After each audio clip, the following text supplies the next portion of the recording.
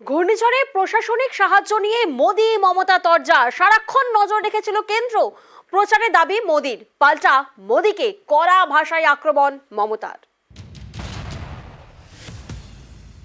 हम सब ने मिलकर साइक्लोन का मुकाबला किया है। साइक्लोन पर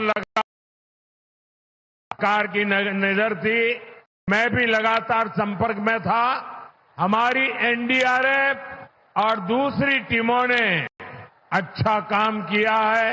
केंद्र सरकार हर प्रकार से हर संभव मदद राज्य सरकार को दे रही है।